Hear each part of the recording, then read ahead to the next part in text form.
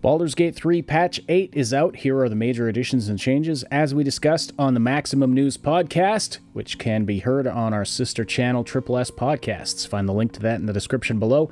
Here at the start, Saib's going to briefly mention the new races and classes that have been added to the game before getting into a lot of the other updates and improvements. They have released the Bard and the Gnome. So you can play now as a Bard, and you can also play as a Gnome. Can we do a running of the Gnomes? Different kind of Gnomes. D&D Gnomes are far different and superior than, say, World of Warcraft Gnomes, where that meme was popularized. So yeah, I don't think so. But they've massively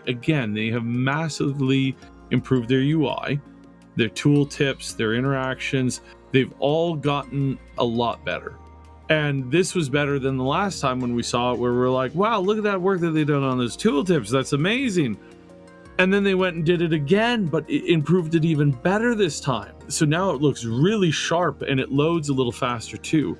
Then they've done things like adding to certain large fights where you're fighting against like 10 to 20, maybe 30 enemies. They've now made it so that they move all at once, essentially. When you have a bunch of enemy turns in succession, they actually all... Okay, that's cool. Yeah, they call it the swarm behavior.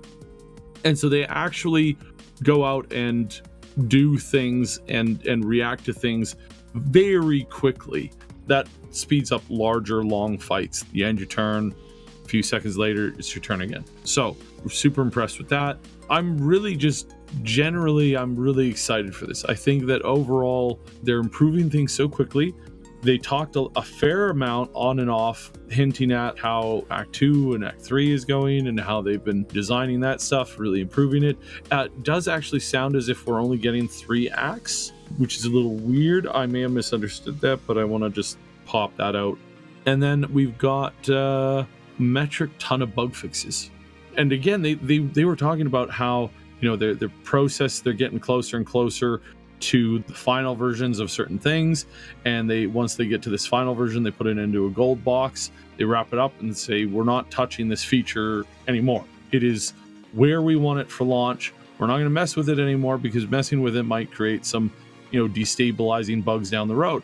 And then as soon as they get the vast majority of their stuff into those gold boxes, then they switch from developing, changing things and improving things to just straight up bug fixing and improving things, not in a design philosophy, but in a player playing the game philosophy, where it's like, all right, let's make this as the smoothest, best process that we can.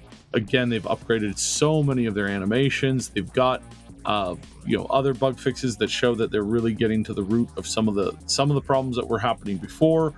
And again, the faster and the better they can make this game run, the more likely you're going to be able to use it to do amazing tabletop experiences in a digital world, playing as a GM with real players.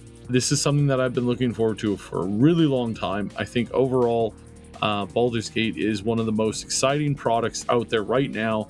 Definitely encourage everybody to wish list it. You don't have to pre-order it. If you pre-order it, you get to play it right now. You get to play it today. I think they have 1 to 2 more patches to go, major patches, and then kind of going from there to their release. And I'm so excited for the release. It's about time that we got something where you see them fixing the product as they're going along. You see them getting those bug fixes out. When they put out one of these major patches, you always get a quick fix, like about a couple of days later, where they fix, you know, other issues that have cropped up. But those have been getting less and less and less, and the game has been getting smoother and smoother and smoother. So I'm super psyched for this. Yeah, you've been talking about it for a long time. Unfortunately, I still have yet to be able to say anything substantial towards it. I do know that we're going to play it at some point, maybe when there's a full release. Ash, did you have anything you wanted to add to that before we concluded? Really exceptional game.